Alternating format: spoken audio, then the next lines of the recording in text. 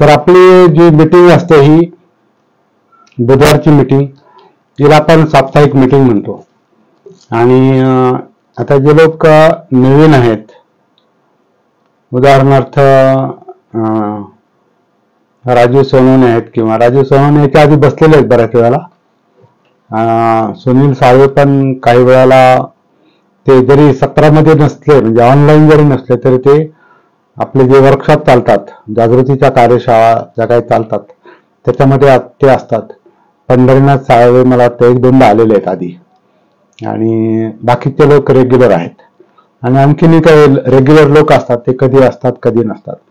तर रेग्युलर लोकांना हे माहिती आहे की आपल्या ज्याला आपण सती साधना किंवा जागृतीची कार्यशाळा म्हणतो,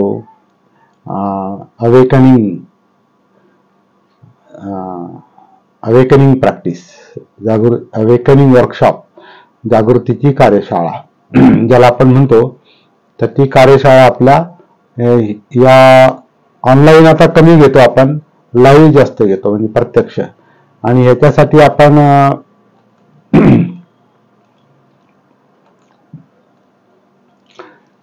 आपण इथं वर टेरेसवर एक हॉल काढलेला आहे, आणि त्या हॉलमध्ये आपण 17x12च्या हॉलमध्ये आपण जागृतीच्या कार्यशाळा लाईव्ह घेत असतो, नगरमध्ये. बाहेर पण आपण घेतो, परंतु सध्या मला सोयीस्कर म्हणून आणि लोकांना येण्या जाण्यासाठी सोयीस्कर म्हणून आपण इथं त्या कार्यशाळा वरच्या रूम मध्ये घेतो. त्या आता मला वाटतं चार वर्ग झालेत, 1-2 कार्यशाळा आणि काही वर्ग पण झालेले आहेत तिथे.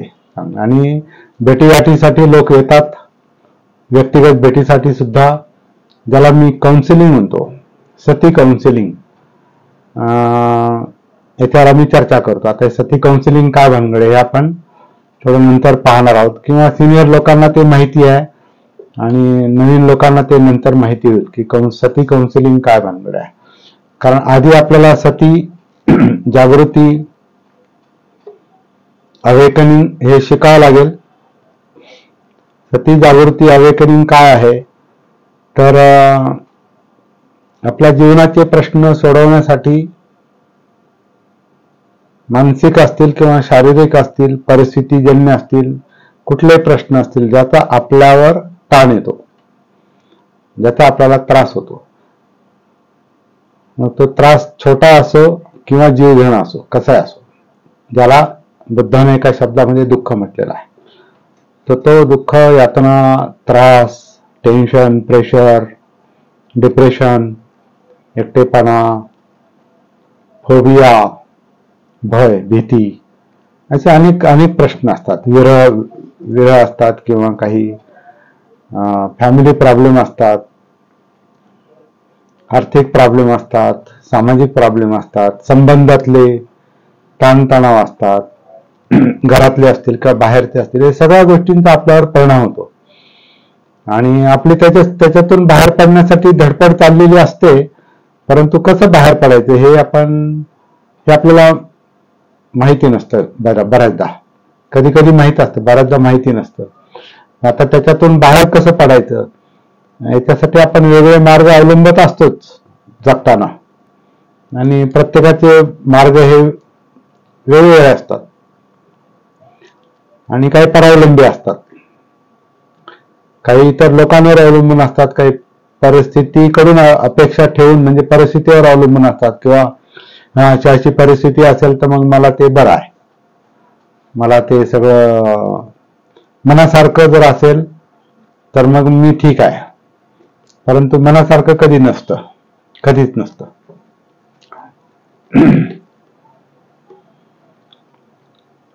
यातना, दुःख, जीवनातले जे काय विसंगती, ज्याला विसंगती म्हटलेलं आहे, त्याच्यामुळे जी असुरक्षितता निर्माण होते, यातना, त्याच्यातून ज्या यातना, भय, भीती, जे काही निर्माण होतात, ते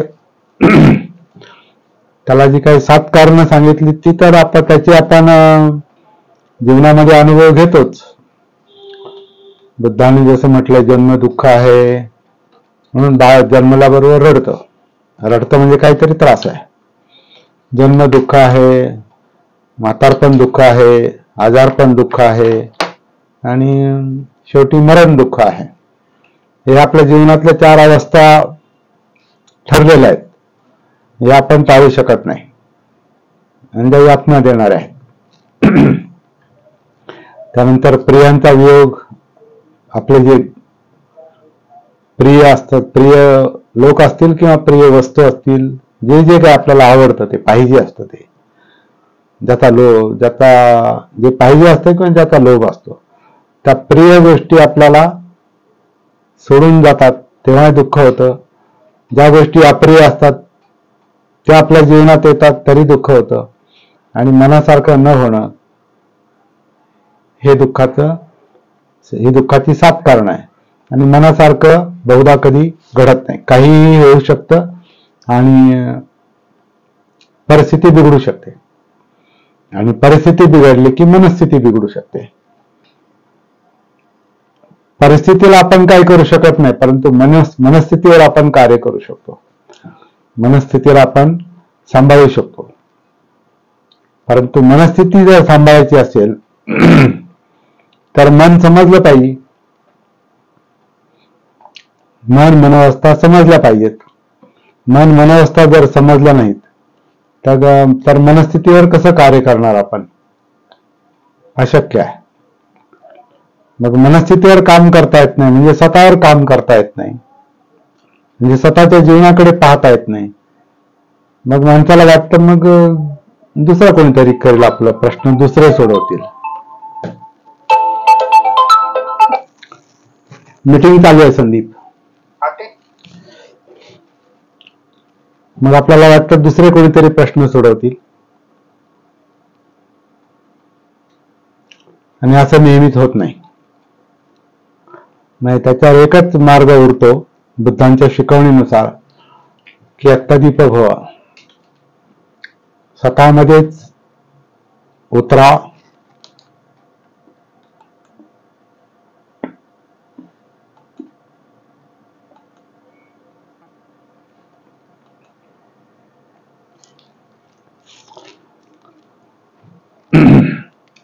अत्तदीप भव म्हणजे स्वतःमध्ये उतरा, स्वतःकडे पहा. स्वतःलाच काय दीप म्हणा किंवा द्वीप म्हणा, त्याचे 2 अर्थ आहेत. दीप म्हणजे प्रकाश आणि द्वीप म्हणजे बेट, जे पाण्याच्या मध्ये असतं, म्हणजे समुद्राच्या मध्ये असतं, जलाशयाच्या मध्ये जे बेट असतं. तर बेटासारखं बनाचं ते बुद्धांची शिकवण आहे. काही म्हणतात की स्वयंप्रकाशित व्हा. तर कोणत्या अर्थ घेतला तरी एकच आहे, की स्वतःवर काम करा, स्वतःला समजून घ्या. तर बेट काय असतं? बेट जे असतं की समुद्रामध्ये किती लाटा आल्या आणि किती तुफान आलं तरी बेट हलत नाही. तिथली जमीन हलत नाही. तिथला जो काही छोटा डोंगराळ भाग असतो तो हलत नाही. बाकी सगळं लाटा त्याच्यावर आघात करतात, सगळं होतं. परंतु बेट जे असतं, आयलँड ज्याला म्हटलं आयलँड, ते बेट जे असतं ते बेट जसं हलत नाही तसं प्रज्ञावान माणसाने, जागृत माणसाने स्वतःला बनवलं पाहिजे. आणि मग आपल्याला परिस्थितीचा त्रास होत नाही. मग आपण परिस्थितीवर अवलंबून, आपल्या सुखासाठी, आपल्या दुःखमुक्तीसाठी आपण परिस्थितीवर अवलंबून राहत नाही. आपण स्वतःची मनस्थितीच बदलतो. आपली स्वतःची मनस्थितीच आपण घडवतो. त्याला आपण स्थिर करतो. आपल्या मनोवस्थेला आपण स्थिर करतो. मनोवस्थेला बेटासारखं बनवतो. मनाला जागृत करतो. आणि जागृत झालेल्या मनाला प्रश्न समजतात, प्रॉब्लेम समजतात, म्हणजे दुःख, जे आपण मगाशी चर्चा केली. जागृत मनाला दुःख, यातना, डिस्टर्बन्स, जे काही आपले प्रॉब्लेम असतील जीवनातले, ते जागृत मनाला समजतात. आणि जे मन अजागृत असतं त्याला प्रश्न समजत नाही, म्हणून ते मन दुःख भोगतं, त्याचे परिणाम भोगतं. तर शेवटी सगळं मनावरच आहे. म्हणून मन हा सेंट्रल पॉइंट आहे. तुम्हाला मी सुरुवातीला असं म्हटलं की ही आपली मीटिंग आहे, परंतु ही मीटिंग पण आपण कशासाठी घेतो आणि इथे वर्कशॉप जे आपले चालतात, कार्यशाळा ज्या चालतात, ते कशासाठी चालतात त्याचं बॅकग्राऊंड सांगण्यासाठी मी तुम्हाला हे सगळं बोलतोय. आणि हे आपण अनेक वेळा पाहिलेलं आहे, बोललेलं आहे, परंतु बऱ्याचदा जे मनाचं लक्षण असतं ते विसरतं, विस्मृतीमध्ये जातं. ते जेव्हा आपण ऐकतो, वाचतो, तेव्हा ते लक्षात येतं आणि नंतर मन विसरतं. कारण मन हजारो लाखो विषयांमध्ये व्यस्त असतं आणि ते डिस्ट्रॅक्ट होतं, ते इकडे तिकडे थांबतं आणि त्याच्यामुळे आपण ऐकलेलं किंवा वाचलेलं ते लक्षात राहत नाही, समजलेलं पण लक्षात राहत नाही. म्हणून त्याला रिपिटेशन करावं लागतं. जसं बाबासाहेब म्हटले की धम्म लोकांच्या कानावर आदळत राहायला पाहिजे. याचा अर्थ काय की माणसं विसरतात, आपणच विसरतो.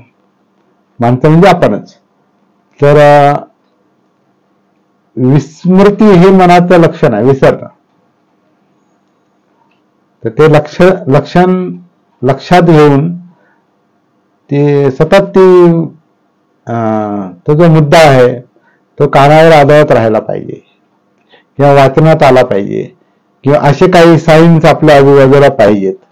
असे काही असतील. आता समजा हे माझ्यासाठी हे साईनच आहे. मला हे कॉम्प्युटर पाहिलं की मला मिटिंगा पण आठवतात का आपण याच्यावर खूप चांगल्या चांगल्या मिटिंगा घेतल्या. म्हणजे हा कॉम्प्युटर मला त्याची आठवण करून देतो किंवा माझा मोबाईल पण मला त्याची आठवण करून देतो. एक मोबाईल जो आहे तो खास रेकॉर्डिंगसाठी आहे, त्याची मला आठवण करून देतो.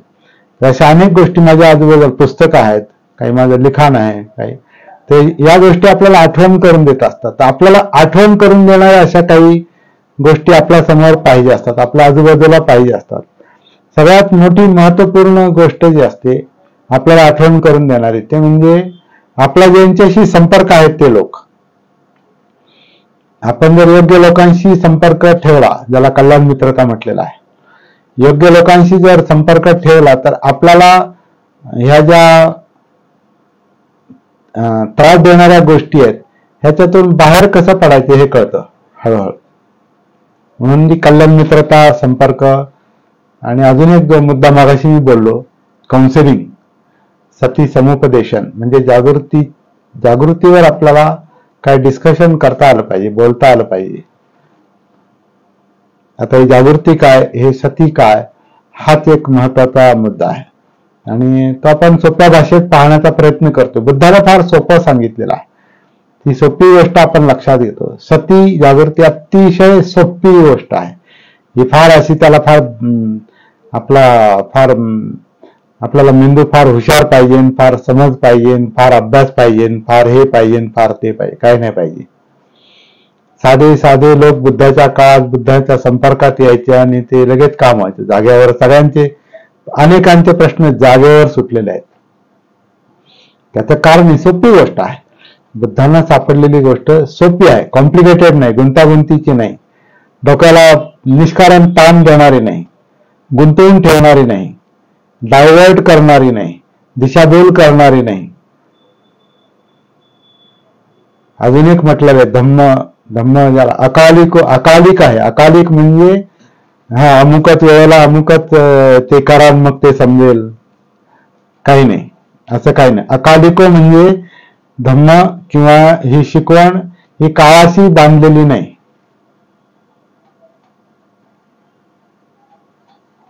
म्हणजे मी उद्या मी काहीतरी प्रॅक्टिस करेन, उद्या वाचील आणि मला काल वाचायला पाहिजे होतं आणि काल मला ऐकायला पाहिजे होतं, तर ते कालचं काल सोडून द्या आणि उद्याचं आपल्याला माहिती नाही. एकच काळ शिल्लक राहतो, तो म्हणजे वर्तमान. आणि वर्तमान पण गतिशील आहे, ती स्थितिशील नाही, तर स्थिर गोष्ट नाही. आपण शब्द बोलतो, ते शब्द निघून जातात, म्हणजे शब्द भूतकाळात जमा होतात जणू काय. आणि गोष्टी पण ज्या काही चालल्या त्या गोष्टी भूतकाळात जमा होतील. म्हणजे भूतकाळ हा अस्तित्वात नसतो, राहत नाही, तो फक्त मेमरीत जो असेल तो. आणि भविष्यकाळ आलेलाच नाही. भविष्यकाळ आपल्याला नाही माहिती काय आहे. भविष्यकाळ हा काल्पनिक आहे, इमॅजिनरी आहे. मग एकच काळ शिल्लक राहतो आणि तो म्हणजे हा वर्तमान काळ, प्रेझेंट टेन्स. आणि सती जागृतीचा संबंध वर्तमानाशी आहे. ह्या प्रेझेंट कंटिन्युअस टेन्स म्हणजे चालू वर्तमान काळ, चालू म्हणजे करंट, रनिंग आहे तो.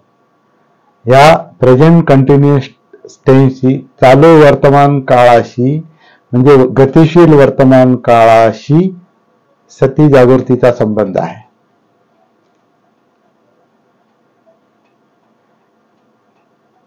आणि आपलं जीवन ह्या काळामध्ये अस्तित्वात आहे, जगतोय आपण, म्हणजे आता जिवंत आहोत, आपण जगतोय.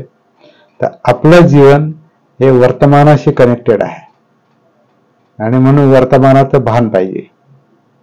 आणि वर्तमानाचं भान पाहिजे म्हणजे आपलं वर्तमानातलं जीवनाचं भान पाहिजे. आणि वर्तमानातलं जीवन म्हणजे ही काया, डॉक्टर बॉटम, ही काया जिवंत आहे, म्हणजे यातल्या जाणीवा, ह्याच्यामध्ये इमोशन्स आहेत, म्हणजे चित्त, याच्यामध्ये थिंकिंग प्रोसेस आहे, ब्रेन, विचार प्रक्रिया. हे सगळं वर्तमानातलं आहे आणि सगळं गतिशील आहे. हे स्थितीशील नाही, स्थिर नाही. काया पण आपली स्थिर नाही, म्हणजे अशी तर मुवमेंट चाललेलीच आहे, हालचाल आपली कायाची चाललेलीच आहे कायम. आपण काही हालचाल नाही केली तरी आतमध्ये हालचाल चालू आहे. म्हणजे समजा झोपेमध्ये आपण शांत झोपलोय आणि असं वाटतं की शांत झोपलाय, एखादी व्यक्ती शांत झोपली, परंतु हालचाल चालू आहे, श्वास चालू आहे, पचनक्रिया चालू आहे, हार्टचं काम चालू आहे, ब्रेनचं काम चालू आहे, विचारांचं काम चालू आहे, स्वप्न चालू आहेत. म्हणजे हे जिवंत अस्तित्व हे सतत सक्रिय आहे. आणि ह्याच्यात आपले प्रश्न दडलेले आहेत. आपले प्रश्न बाहेर परिस्थितीशी दडलेले नाहीत, आपले प्रश्न मनस्थितीशी दडलेले आहेत, मनोवस्थांशी दडलेले आहेत, मनोधम्मांशी दडलेले आहेत. म्हणून mind is the root of all thing म्हटलेलं आहे. मनोपुब्बंगमा धम्मा मनोसेठा मनोमया. मनच मुख्य आहे, माइंड मुख्य आहे. माइंड म्हणजे माइंड म्हणजे काय, याच्यात लॉजिकली पडायची गरज नाही. माइंड हे जाणवतंय, ज्या गोष्टी जाणवतात म्हणजे विचार जाणवतात, इमोशन जाणवतात, आपल्यातल्या जाणीवा आपल्याला जाणवतात, सुखदुःख जाणवतात, डिस्टर्बन्स जाणवतो, सुख जाणवतं, आनंद जाणवतो, विचलन जाणवतं, भय जाणवतं, फोबिया जाणवतो, एकटेपणा जाणवतो. हे जाणवतं, ह्या जाणीवांमुळे आपल्याला जीवन समजतं. म्हणजे आतलं जीवन पण समजतं आणि बाहेरचं पण समजतं. त्याच्यामुळे ह्या जाणीवांचाच अभ्यास आपल्याला करावा लागतो, फिलिंग. कारण ह्या जाणीवांना सगळं अस्तित्व जाणवतं.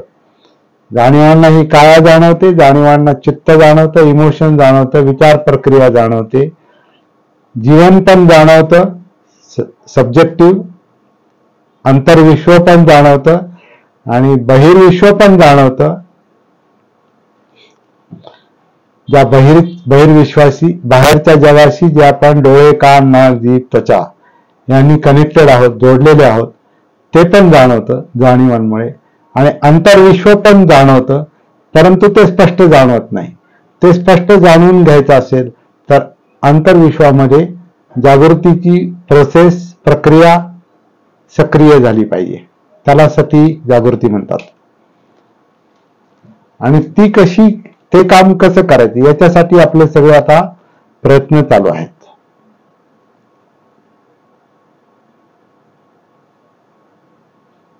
पहिलं काम आपल्याला जे करावं लागतं ते कायेमध्ये उतरण्याचं. कारण हे कायेतच आपल्याला अंतर्विश्व आपलं दडलेलं आहे. हे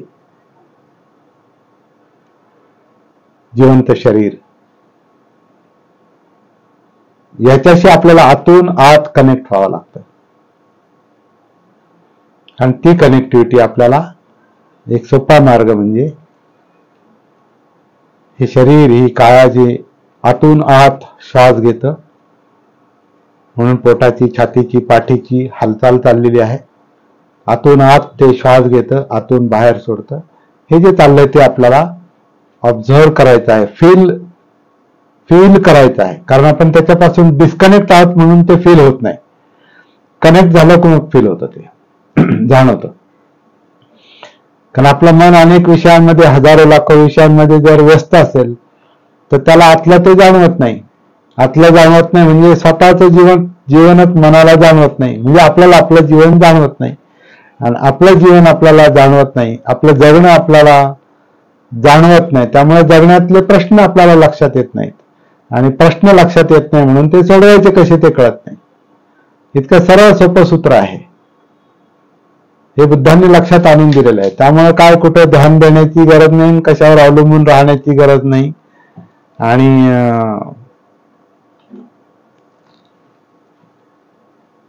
एका शब्दात बुद्धांनी म्हटलेलं आहे, एही पस्सिको, या, इकडे या, स्वतःमध्ये या आणि पहा. या आणि स्वतःमध्ये पहा. पण आता स्वतःमध्ये कसं पाहायचं, तर ऍक्च्युली काहीच करण्याची आवश्यकता नाही. स्वतःमध्ये जे चाललंय तेच पाहायचंय. परंतु तिकडे आपला संपर्क असेल तर ते आपल्याला दिसेल. आपला संपर्क किंवा आपलं लक्ष दुसरीकडे असेल, बाहेर असेल, ध्यानाच्या विषयात असेल, नाहीतर देवाधर्माकडे असेल, नाहीतर दुसरीकडे. हजारो लाखो गोष्टी आहेत ज्याच्यात मन गुंतलेलं आहे. त्याच्यात ते ध्यानच आहे. अनेक गोष्टींमध्ये जे मन अडकलेलं असतं ते ध्यानच आहे. मग ते अनेक ध्यानात अडकलेल्या मनाला एका ध्यानावर आणा, एका विषयावर आणा. म्हणून ध्यान साधनेच्या अनेक टेक्निक तयार झाल्या, आणि बुद्धांनी हे सगळं करून पाहिलं होतं. सिद्धार्थ गौतमांनी हे सगळं सोडून दिलेलं आहे. आणि मग शेवटी जे सापडलेलं आहे तेही जागृतीचा मुद्दा आहे असं आपल्याला म्हणता येईल. याला पालीमध्ये सती म्हटलेलं आहे. तर ते सती म्हणजे उदाहरणार्थ हे शरीर जे आतून आत श्वास घेतं सोडतं ते काय चाललेलं आहे नैसर्गिकपणे. नैसर्गिक आनापान चालू आहे. आनापान करण्याची गोष्ट नाही, ती ऐच्छिक गोष्ट नाही, ती अनैच्छिक गोष्ट आहे. इनव्हॉलंटरी ऍक्शन आहे ती. जसं आपलं सगळं जीवनच इनव्हॉलंटरी, बरंचसं जीवन इनव्हॉलंटरी आहे. म्हणजे हार्टचं काम आपण करत नाही, आपण करतो म्हणून पंपिंग चाललंय, शुद्धीकरण चाललंय फुफ्फुसामध्ये, असं नाही.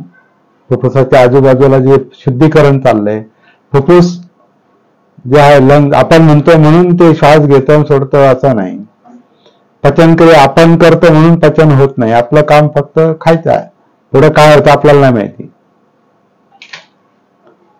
विचार आपण करतो असं नाही, विचार नैसर्गिकपणे येतात जातात. आता पण विचार चालू आहेत, म्हणजे मी विचार करतो म्हणून विचार येतात जातात असं नाही. थिंकिंग प्रोसेस हे ब्रेनचं कामच आहे. जसं डोळ्याचं काम पाहणं आहे, कानाचं ऐकणं आहे, नाकाचा गंध घेणं आहे, जिभेचं चव घेणं आहे, त्वचेचा स्पर्श करणं आहे किंवा स्पर्श होणं आहे, ते नॅचरल काम आहे. तसं मनाचं काम विचार करणं आहे. आपल्या जीवनातल्या ज्या काही हालचाली आहेत,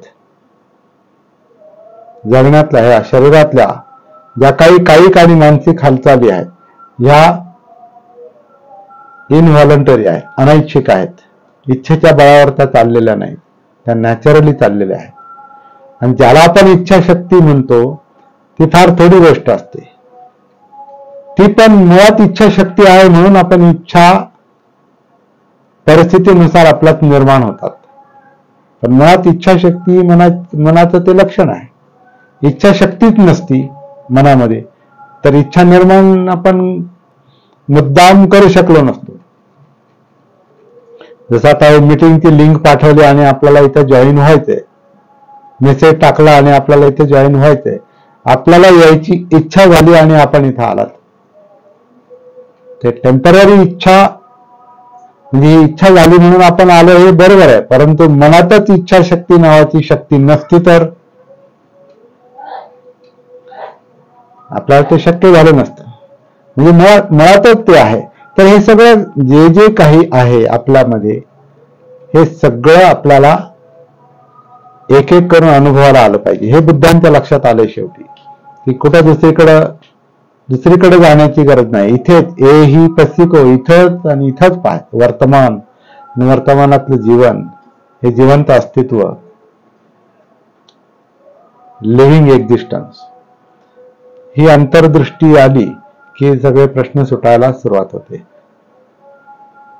ही अंतर्दृष्टी येणं म्हणजे अस्तित्वाचं भान येणं, जागृती येणं, सती येणं. ती 4 टप्प्यावर काम करते असं आपल्याला नंतर पाहायचं आहे. सध्या आपल्याला कनेक्टिव्हिटी महत्वाची आहे. म्हणजे आपल्याला आपल्यामध्ये उतरता आलं पाहिजे, कनेक्ट होता आलं पाहिजे. याला मी कनेक्टिव्हिटी म्हणतो. म्हणजे स्वतःशी आपल्याला स्वतःला जोडता आलं पाहिजे. स्वतःशी अजून एक मला शब्दप्रयोग नेहमी माझ्या डोक्यात येतो, स्वतःच्या जीवनाशी ट्यून होता आलं पाहिजे. ट्यून, तो शब्द आपल्याला भावतो आवडतो का ते पहा तुम्ही. स्वतःच्या जीवनाशी आपल्याला ट्यून होता आलं पाहिजे. ट्यून होणं म्हणजे काय? ज्यांना संगीताबद्दल माहिती आहे त्यांना माहिती आहे का, जो कोणता कलाकार असतो ना, तो आधी सूर लावत असतो. तो आधी सूर सूर लावत असतो. म्हणजे समजा त्याचा तानपुऱ्याचा सूर असेल आणि तो तानपुरा तो लावून घेतो. त्याच्या 4 तारा काय असतात त्या. गिटार वाजवणारा गिटारचं ट्युनिंग करून घेतो. व्हायोलिन वाजवणारा व्हायोलिन आधी ट्यून करून घेतो. त्याच्या ज्या पसा किंवा मसापरे, ते काय व्हायोलिनच्या 4 तारा आहेत, तो लावून घेतो. किंवा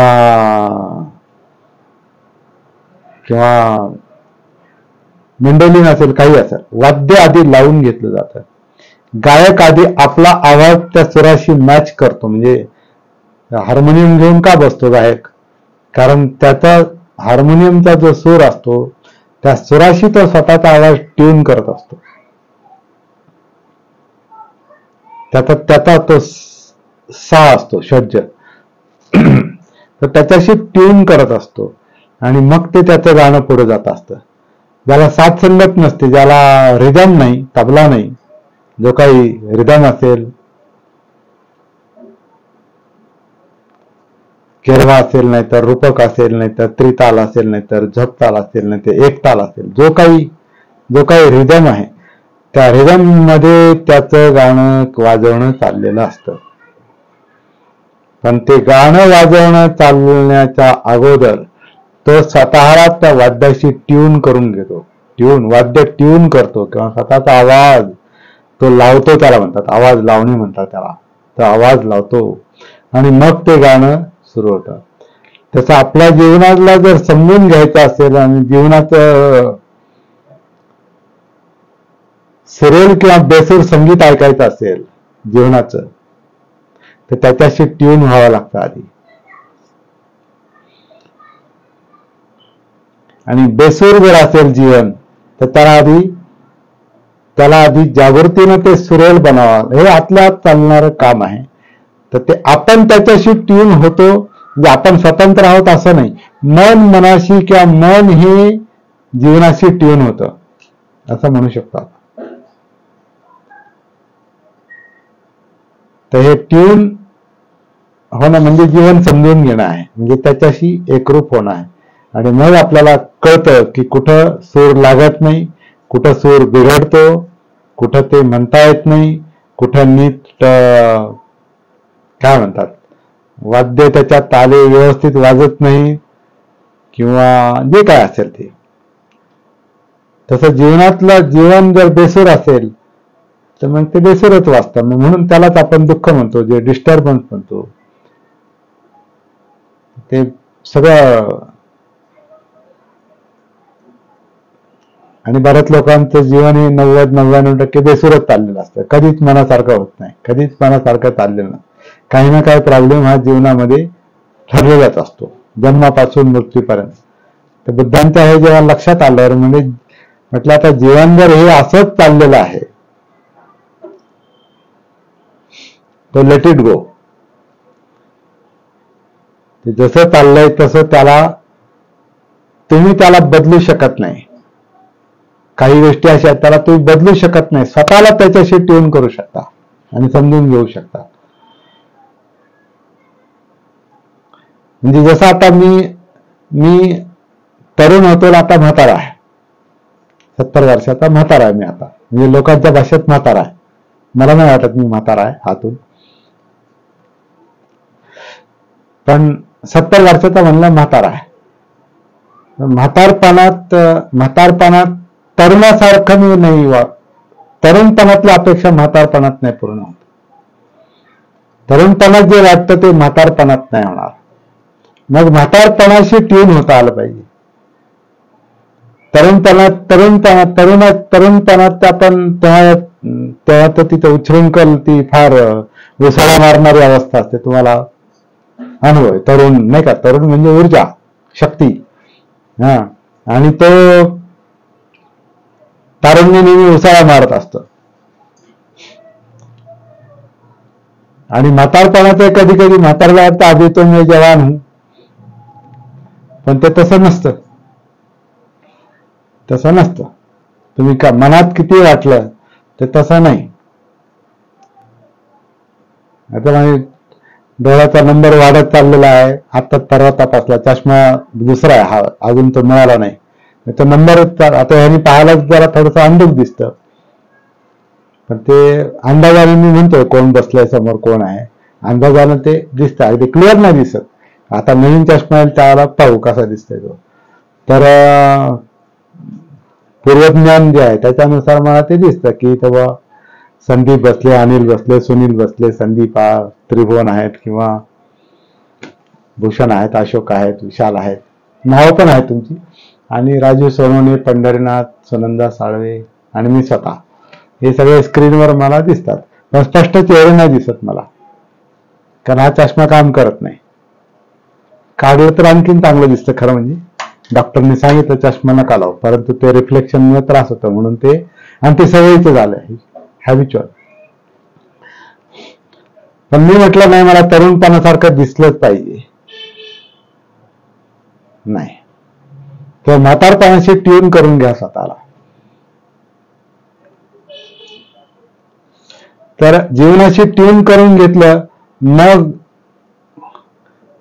जन्म, म्हातारपण, आजार, मृत्यू, प्रियांचा वियोग, अप्रियांचा संयोग, मनासारखं न होणं, हे सगळ्या घटना जरी घडला तरी आपलं माइंड डिस्टर्ब होत नाही. ते व्हायला नाही पाहिजे. अशा पद्धतीनं आपण जर स्वतःच्या जीवनाशी ट्यून होऊ शकलो, जीवन समजून घेऊ शकलो, मनाला मन समजलं, मनाला जाणीवा समजल्या, मनाला भावना समजल्या, मनाला विचार समजले, म्हणजेच मन जागृत झालं, म्हणजेच अनकॉन्शियस माइंड हे कॉन्शियस झालं. जीवनातले प्रश्न संपत नाहीत, परंतु जीवन आपल्याला डिस्टर्ब करू शकत नाही. दुःख असणारच आहे, कारण मृत्यू असणं म्हणजे शेवटपर्यंत दुःख असणारच, परंतु आपण दुःखाने दुःखी होणार नाही, हे प्रशिक्षण आहे. दुःखी असणं आणि दुःखी होणं, दुःख असणं आणि दुःखी होणं याच्यात फरक आहे. दुःख असणं हा धम्म आहे, सत्य आहे, हे ज्याला जागृतीपूर्वक समजतं त्याचं दुःख कमी होतं. म्हणून ती गाथा म्हणते, सब्बे संखारा दुःखाती यदा पय्याय पස්සती अथ निबिंदती दुःखे एस मग्गो विशुद्धिया. तर चित्तशुद्धी म्हणजे मुक्ती, म्हणजे डिस्टर्बन्स कमी होण्याचं, दुःखमुक्तीचं कारण काय, तर दुःखाकडे दुःख म्हणून पहा, ते सत्य म्हणून पहा. नको नको म्हटलं मी ते काय तुमचं ऐकणार नाही. म्हातारपण नको म्हणलं मी आपलं म्हातारपण ऐकणार नाही. मला डोळे चांगले पाहिजेत असं म्हणलं मी ते काही ऐकणार नाही. काय माझे आता दोन्ही गेलेत जवळपास. हे 50% काम करतं, हे 30% काम करतं किंवा 20% काम करतं, आणि हे जे डबा हा हे स्पीकर काय म्हणतो त्याला, माईक काय म्हणतो आपण, हेडफोन, हे लावल्याशिवाय मला ऐकायला येत नाही व्यवस्थित. म्हणून मी तुमच्याशी बोलतो आणि तुमचं ऐकायला येतं. पण मी म्हटलं नाही, माझे कान, माझ्या तरुणपणी नव्हते धड म्हणा, तो भाग वेगळा, पण चांगले पाहिजेत का असं जर मला वाटलं, जीवनाकडून अवास्तव अपेक्षा आहेत ज्या कधीच पूर्ण होणार नाहीत, त्या अपेक्षा ठेवायचं काही कारण नाही. पण दिल है की मानता नहीं, तर ते ऐकणारच नाही, कारण त्याला सवय लागली, त्याला अपेक्षा ठेवायची सवय लागली. मजबूरी है, दिल की मजबूरी है, तो वो सुनता नहीं. लेकिन जागृती जेव्हा येते तेव्हा ते दिल पण ऐकतं, ते त्याचा मूर्खपणा कमी करतं, माइंड त्याचा मूर्खपणा कमी करतं. तर सती जागृतीचा हा फार मोठा लाभ आहे. जेवढं सांगावं बोलावं तेवढं, आणि आपल्या जीवनातल्या अनुभवाला धरूनच विचार करायचा. काय आपलं जीवन काय कोणत्या पुस्तकात लिहिलं नाही, आणि ते कोणता गुरु आपल्याला सांगणार नाही, आणि मार्गदर्शन आपण घेऊ शकतो दुसऱ्याचं, पण स्वतःचं काम स्वतःलाच करावं लागतं. म्हणून अत्तदीपभव हाच आपला एक विषय होता. तर आपलं आता ही मीटिंग चालू आहे आपल्यावर का, आणि मीटिंग मध्ये काहीतरी प्रस्ताव मांडावा लागतो ना. तर हा प्रस्ताव मी आता मांडलाय की आपल्याला काय करायचंय, या मीटिंग मध्ये आपण काय करणार आहोत, किंवा आपल्याला ज्या काही जागृतीच्या कार्यशाळा ऑनलाईन चालणार आहेत किंवा प्रत्यक्ष चालणार आहेत. जसं आता मी वर का हात करतो, तर ते हॉल वर आहे माझ्या डोक्यावर, म्हणून माझा हात वर जातो. नाही तर हात वर केला तुमच्या डोक्यात वेगळाच विषय याचा का, तो सोडवणार का काय प्रश्न नाही. वर नाही, वरच्या हॉलकडे मी बोर्ड दाखवतोय. तर हे आपण काय करणार आहोत तिथं, आणि आत्ता काय करणार आहोत सध्या वर्तमानात, हा आपला विषय आहे. आणि ते एक म्हण आहे, नमनाला तेल फार जातं, तसं प्रकार आहे हा. नमनाला फार तेल, असं माहिती असेल तुम्हाला म्हण, जे पहिलं नमन असतं त्या नमनाला तेल फार घालतात लोक, तर ते नमनाला तेल फार गेलं अशी एक म्हण आहे. तर जी प्राथमिक गोष्ट आहे, जे पुढं काम करायचं ते अगदी सोपं आहे, परंतु तिथपर्यंत पोहोचवण्यासाठी आपल्याला बरंच काही फिरून तिथे यावं लागतं, सेंटरला यावं लागतं. आपलं माइंड सेंट्रलाइज करावं लागतं, म्हणजे मूळ मुद्द्यावर यावं लागतं. आणि ते मूळ मुद्द्यावर यावं लागतं का, कारण ते माइंड मूळ मुद्द्यावर नाही, कारण ते भानावर नाही, ते सतीमध्ये नाही, ते जागृत नाही, ते भटकतं, ते चंचल आहे. म्हणून त्याला मूळ मुद्द्यावर आणण्यासाठी, इथं आणण्यासाठी, त्याला तांत्रिक शब्द फार चांगला आहे आणि मोठा आहे, पण त्याचा आपण अर्थ कसा घेतो त्याच्यावर अवलंबून आहे. मनाचं इथं येणं याला समाधी म्हटलेलं आहे. टेक्निकल तांत्रिक भाषेत त्याला संविध, इध म्हणजे इथं, सम मीन्स विथ, इथं येणं म्हणजे मन इथं थांबणं, जे थांबत नाही जनरली,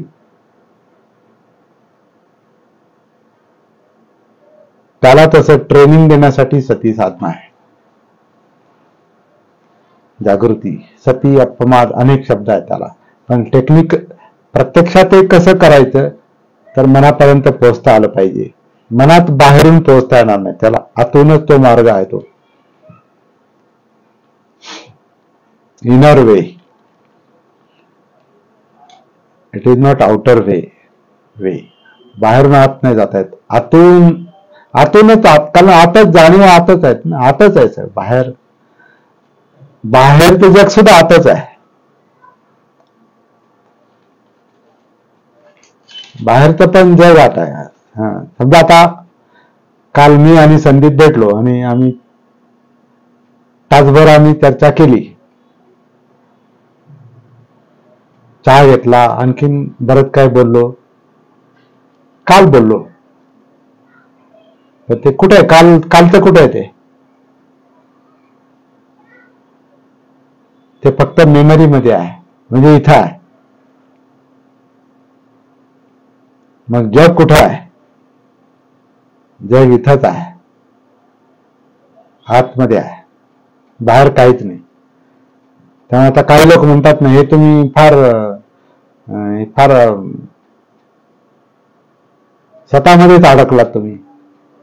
स्वतःमध्ये नाही अडकलो, मी जगात अडकलो, त्याचे तो प्रश्न आहे आपला. आपण जगात प्रमाणाच्या बाहेर अडकलेलो आहोत, कारण त्याला आपण बाहेर पाहतो. आणि म्हणून आपण म्हणतो की नाही, मला परिस्थिती नीट करायची. परिस्थिती तुम्ही 100% नीट कधीच करू शकता. थोडीशी ऍडजस्टमेंट करू शकता. थोडस तुम्ही म्हणजे इकडची वस्तू उतरून इथं ठीक नाही म्हणून इकडे ठेवू शकता.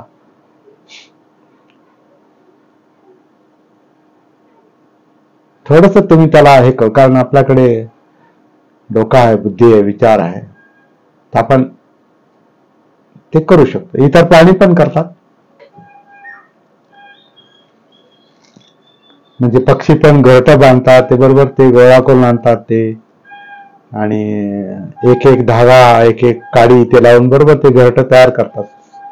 मागे एक मी टाकलं होतं बघा व्हिडिओ पक्षाचा, त्याने ते काड्या आणल्या आमच्या खिडकीच्या बाहेर. अशीच खिडकी आहे मागे, आहे ना, अशी पाठीमागे खिडकी आहे. त्यांना बाहेरच्या बाजूला जो खिडकीचा जो गाळा होता त्याच्यामध्ये त्यांनी तो एक एक एक एक काडी आणून आणून त्यांनी ते असं ते हे बनवलं. त्यांनी घरटं म्हणा, त्याला घरटच म्हणू शकतो, पण घरटं नव्हतं ते, बसण्यासाठी जागा. आता ते का केलं त्यांनी, तर तिथं त्यांनी ती 2 अंडी घातली. अंडी घालून मग त्याला ते काय म्हटलं 20-21 दिवस काय असेल ते त्याला ते उगवलं. आणि मी ते रोज शूटिंग करत होतो. ते कधी कधी ते डिस्टर्ब व्हायचं, ते उडून जायचं, पण ते परत यायचं.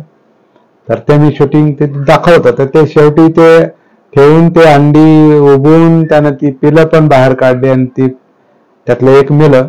एकाला ते दोघांना जागा नाही पुरली, एक अर्पण झालं. तर ते एक एक जे होतं ते वाढलं, मग ते पण उडून गेलं. तर तिथपर्यंत मी सगळं शूटिंग दाखवलं होतं बघा, आठवत असेल काही लोकांना. तर प्रत्येकाच्या जीवनामध्ये ही ऍडजस्टमेंट चाललेलीच असते, धडपड चाललेलीच असते. हा आपला विषय आहे. तर ती धडपड नीट केली पाहिजे. आणि प्रमाणाच्या बाहेर आपण, क्षमतेच्या बाहेर, किंवा काय म्हणू आपण, काही गोष्टी ज्या नैसर्गिक आहेत, निसर्गाच्या याच्याप्रमाणे निसर्गाशीच आपल्याला ट्यून होता आलं पाहिजे. तर आपलं जीवन हे निसर्गाचंच हे आहे, अपत्य आहे. म्हणून आपल्याला त्याच्याशी ट्यून होता आलं पाहिजे, आणि मग प्रश्न सुटायला सुरुवात होते. तर ते काय होतं हे आपल्याला जागृती सतीच्या अभ्यासातून कळतं, प्रॅक्टिस मधून कळतं, अभ्यासातून. त्याच्यासाठी ही सगळी धडपड चाललेली आहे. पुढच्या रविवारी 10 ते 5 आपण एक कार्यशाळा ठेवलेली आहे, आणि त्या कार्यशाळेला मुंबईहून काही लोक येणार आहेत, नगरचे काही लोक असतील. 10 ते 5 साधारण 15 ते 20 लोक बसू शकतील एवढी जागा आहे आपल्याकडं. जास्त झाले तर मग थोडस हे होईल, बसायला अडचण होईल. पण 20 लोकांची आपली बसण्याची जागा आहे, आणि 7 एक लोकांची मुक्कामाची सोय आहे. 7-8 लोक जास्त थांबू शकतात, पण जास्त गर्दी होईल तर झोप येणार नाही, कारण काहींना नीट झोपता येत नाही, काही घोरतात किंवा काय. आपण मागे पाहिलेलं आहे, एखादा घोरणारा माणूस बाकी सगळ्यांची झोपमोड होते, आणि मग काय होतं आपल्याला माहिती, जास्त सांगायला नको. तर 5-7 एक लोकांची थांबण्याची व्यवस्था आहे. 7 पेक्षा जास्त लोकांनी मुक्कामाला येऊ नये, कारण त्यांची सोय आपल्याला करता येणार नाही. आणि बाकीच्या लोकांनी 15-20 लोकांनी 10 ते 5 आपापले, म्हणजे नगरच्या लोकांनी आपापले डबे घेऊन येणे, जेवणाचे डबे. आणि जे लोक बाहेरून येतील त्यांची व्यवस्था आपण ऐन वेळेला करू. अर्थात तेच तिथं डोनेशन देतील आणि तेच करतील, तो भाग वेगळा. म्हणजे आपण नाही, इथं सगळे स्वावलंबन आहेत, सगळं स्वावलंबी कार्यक्रम आहे सगळे. त्यामुळे त्यांनी यावं आणि जे काय करायचं आवश्यक आहे ते करावं.